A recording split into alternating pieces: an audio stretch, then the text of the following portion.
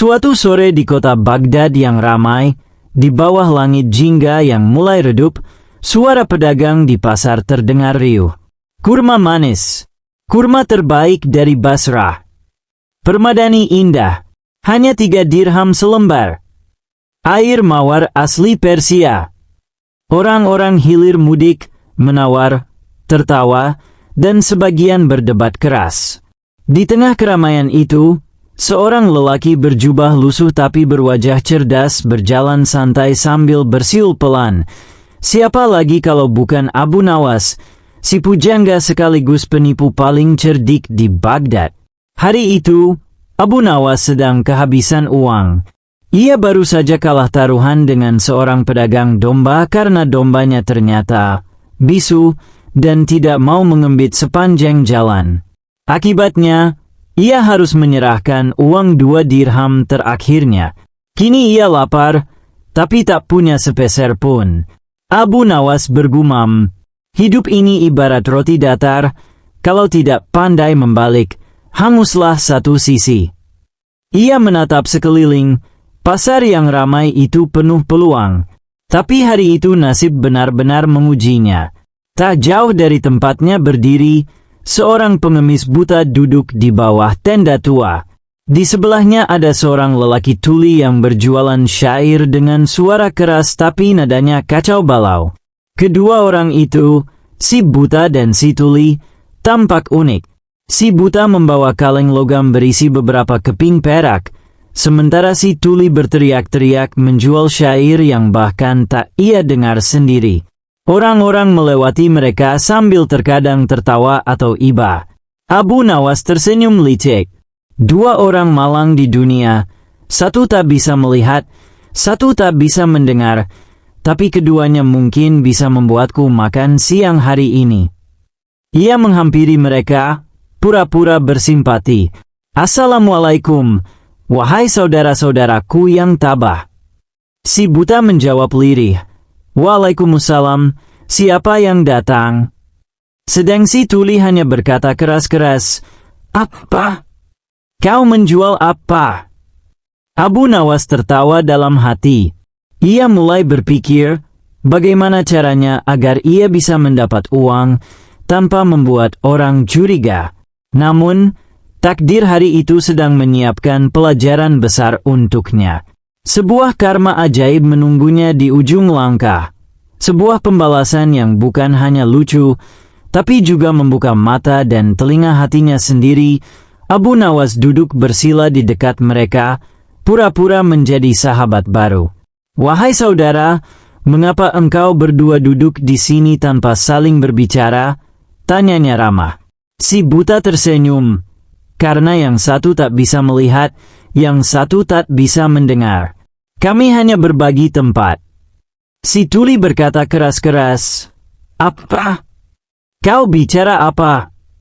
Abu Nawas mengangguk sambil menahan tawa. Ia lalu menatap ke langit seolah berpikir keras. Betapa malangnya kalian berdua. Tapi tahukah kalian, aku baru saja datang dari istana. Raja mencari orang yang kuat imannya dan tabah hidupnya. Siapa yang bisa menunjukkan kesabaran luar biasa, akan diberi hadiah besar. Si buta berkata, sungguh, aku tidak bisa melihat, tapi aku sabar menerima takdir ini. Si tuli berkata, apa? Raja mencari apa? Makan siang. Abu Nawas tertawa geli. Bukan makan siang, wahai saudaraku, tapi hadiah besar. Ia melanjutkan, aku akan menolong kalian agar dikenal oleh raja. Tapi untuk itu, kalian harus melakukan satu hal kecil. Si buta penasaran, hal kecil apa, wahai tuan yang baik? Si tuli hanya berkata, apa? Apa yang kau katakan? Abu Nawas mendekat ke telinga si buta dan berbisik licik. Katakan kepada orang-orang nanti bahwa aku, Abu Nawas, telah menyembuhkan matamu sehingga kau bisa melihat. Maka raja akan memberimu uang besar dan aku akan mendapatkan sedikit bagian. Kau setuju? Si buta tampak ragu. Tapi aku tidak bisa melihat. Tenang, kata Abu Nawas. Kau hanya perlu pura-pura. Aku akan siapkan aktingnya. Lalu Abu Nawas berpaling ke si tuli dan berteriak keras di telinganya. Aku bisa menyembuhkan telingamu. Tapi nanti, kau harus berkata pada orang-orang bahwa kau sudah bisa mendengar berkatku. Si tuli berpikir lama. Apa? Kau mau menyembuhkan aku? Ya sudah, coba saja. Abu Nawas menyusun rencana gila. Esok pagi, ia akan membawa mereka ke depan pasar besar dan berpura-pura menjadi tabib ajaib yang bisa menyembuhkan orang dengan doa dan tepukan tangan. Keesokan harinya, pasar Baghdad dipenuhi orang. Abu Nawas berdiri di atas peti kayu, mengenakan jubah putih dan sorban besar, tampak seperti dukun sufi. Di depan kerumunan, si buta berdiri dengan tongkatnya, dan si tuli duduk sambil menguap. Abu Nawas berseru, "Wahai rakyat Baghdad, saksikanlah keajaiban hari ini. Dengan izin Tuhan, aku akan membuat orang buta melihat dan orang tuli mendengar." Kerumunan terkejut, berbisik-bisik. Benarkah? Itu Abu Nawas, si pujangga gila itu. Ah, pasti trik lagi. Abu Nawas mengangkat tangan, berdoa keras-keras dengan gaya khusyuk tapi lucu. Ya Rab, jadikanlah tangan hamba ini perantara bagi mukjizat MU. Lalu ia menepuk mata si buta sambil berteriak, "Lihatlah dunia." Si buta, sesuai rencana, pura-pura terkejut dan berteriak, "Aku bisa melihat! Aku bisa melihat!" Kerumunan bersorak. Kemudian Abu Nawas menepuk telinga si tuli dan berteriak, "Dengarlah dunia!" Si tuli, sesuai latihan yang sebenarnya dia tak dengar, berteriak juga, "Aku sudah bisa dengar!" Orang-orang makin ramai. Beberapa langsung memberi ken ke Abu Nawas. Raja yang kebetulan lewat di pasar, ikut berhenti.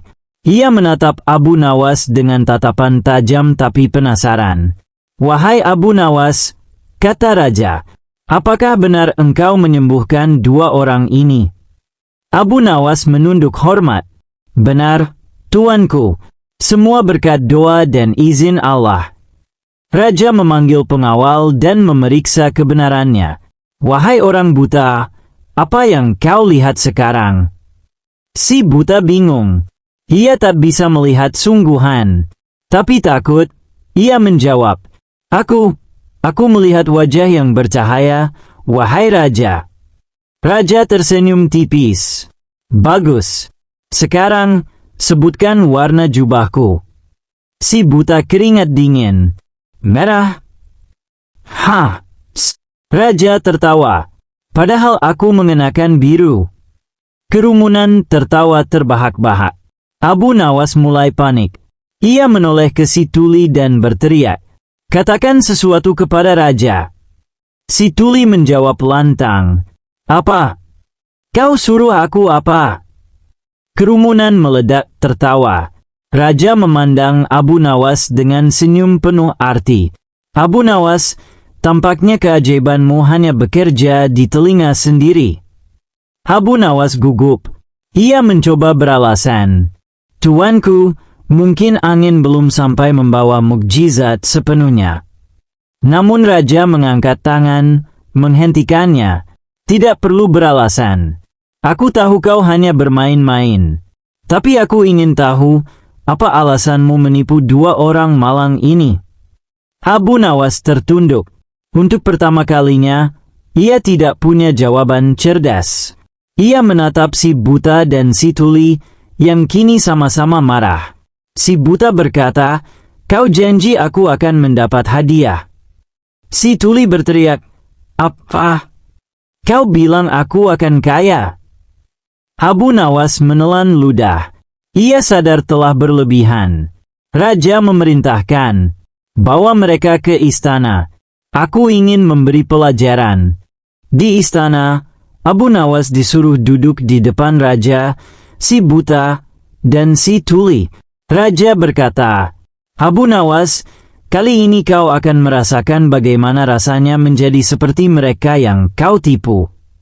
Raja menepuk tangannya, dan dua pelayan datang membawa kain penutup mata dan sumbat telinga dari kapas. "Selama 3 hari," kata raja, "kau akan hidup sebagai orang buta dan tuli. Tak boleh berbicara kepada siapapun. Kau hanya boleh mendengar suara hatimu sendiri." Abu Nawas protes, "Tuanku, itu terlalu." "Tidak ada tapi," bentak raja. Maka selama 3 hari, Abu Nawas hidup di kamar gelap, matanya tertutup kain, telinganya disumbat. Ia tidak bisa melihat, tidak bisa mendengar, dan tak ada seorang pun menemaninya. Hari pertama ia marah. Hari kedua ia menangis. Hari ketiga, ia mulai merenung. "Betapa sombongnya aku," gumamnya lirih. "Aku menipu orang yang tidak memiliki penglihatan dan pendengaran, padahal akulah yang sebenarnya buta hati, dan tuli terhadap kebenaran." Malam itu, ia bermimpi.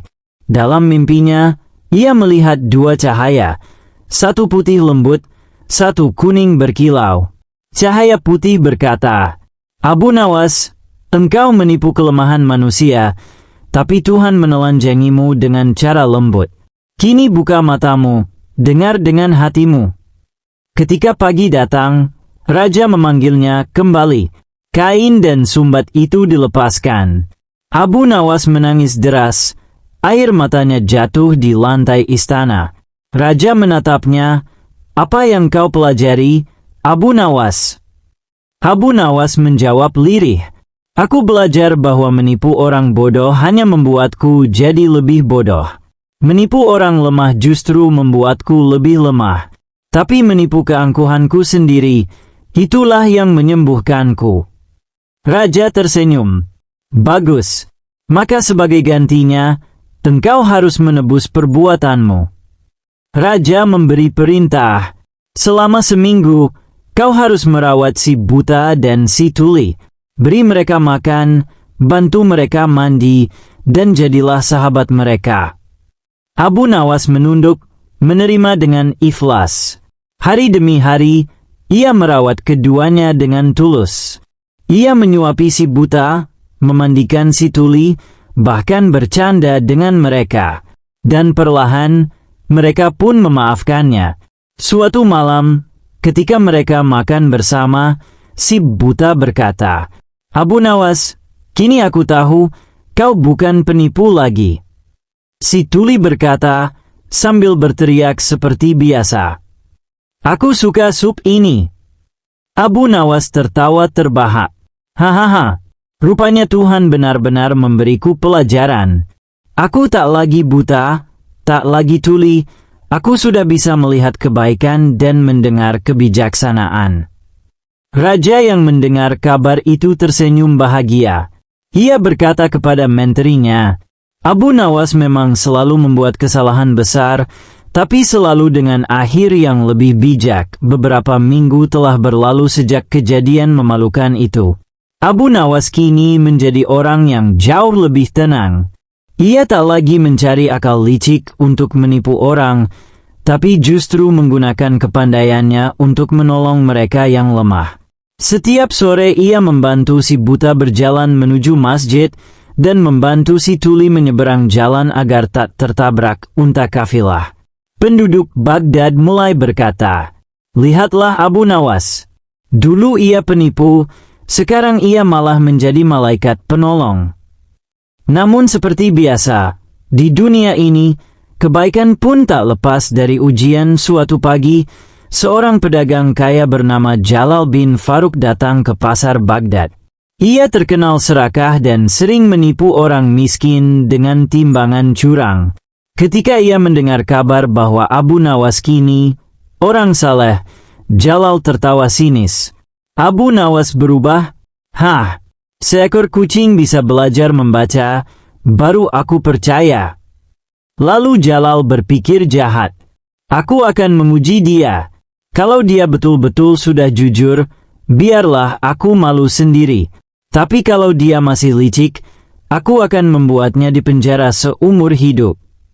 Keesokan harinya, Jalal mendatangi rumah sederhana Abu Nawas dengan membawa seekor keledai. "Wahai Abu Nawas," katanya manis, "aku mendengar kau kini orang bijak dan penuh kebaikan. Maka aku ingin menitipkan keledai ini padamu selama aku pergi berdagang ke Kufah. Tapi, aku mohon, jangan sekalipun menjual atau meminjamkannya." Abu Nawas tersenyum, "Insya Allah, aku akan menjaganya baik-baik."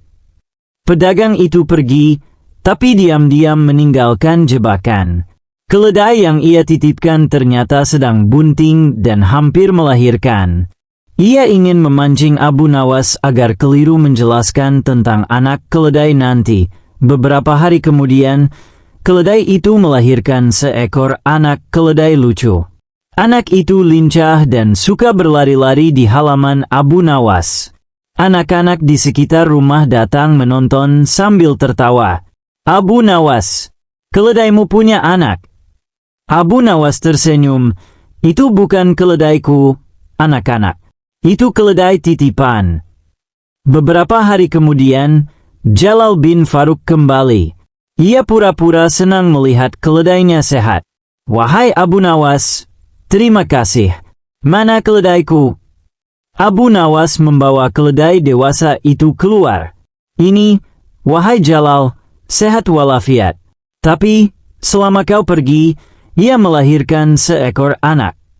Jalal berpura-pura kaget. "Melahirkan? Jadi kau mencuri anaknya?" Abu Nawas terkejut. "Apa maksudmu? Itu anak dari keledai itu sendiri." "Bohong!" teriak Jalal. "Kau pasti kawinkan keledaiku dengan keledaimu sendiri dan kini kau ingin memiliki anaknya. Aku akan laporkan kepada raja." Keesokan harinya, Abu Nawas dipanggil ke istana. Raja Harun al-Rashid duduk di singgasananya dengan wajah penasaran. "Abu Nawas," katanya, "kali ini aku dengar kau berselisih soal seekor anak keledai." Abu Nawas menjawab tenang, "Benar, tuanku, tapi aku tidak mencurinya. Keledai itu melahirkan sendiri." Pedagang Jalal segera menyela, "Mustahil, tuanku. Keledai tidak bisa melahirkan tanpa izin pemilik. Anak itu lahir karena ulah Abu Nawas." Raja menatap keduanya, lalu tersenyum kecil. "Baik, kita akan buktikan dengan cara Abu Nawas sendiri." Ia menatap ke arah pengawal.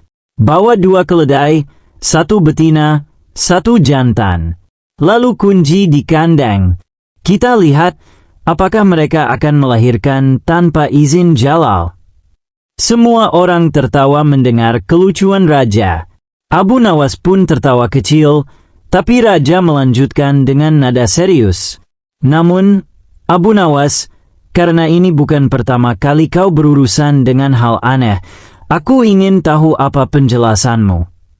Abu Nawas berkata pelan namun yakin, "Tuanku, keledai itu melahirkan di rumahku, memang benar. Tapi itu bukan berarti aku mencuri.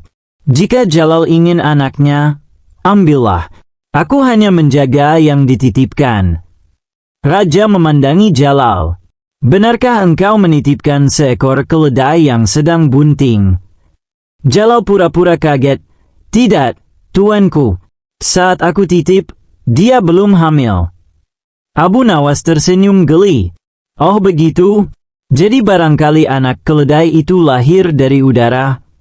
Kerumunan tertawa pelan. Raja tersenyum lebar. "Abu Nawas benar. Kalau keledai itu bisa melahirkan tanpa induk, maka kau yang menipu. Tapi kalau keledai itu sudah hamil sejak awal, maka yang salah kau karena menuduh tanpa dasar." Pedagang Jalal mulai berkeringat dingin. "Tuanku, aku tidak tahu." Raja mengangguk pada pengawal. "Ambil anak keledai itu dan jadikan milik Abu Nawas. Biarlah keledai induknya dikembalikan pada Jalal. Dengan begitu, adil sudah." Semua orang bersorak kecil. Abu Nawas menunduk hormat. Terima kasih, tuanku. Kini aku mengerti, kebaikan harus tetap disertai kecerdikan. Kalau tidak, akan dimakan oleh keserakahan.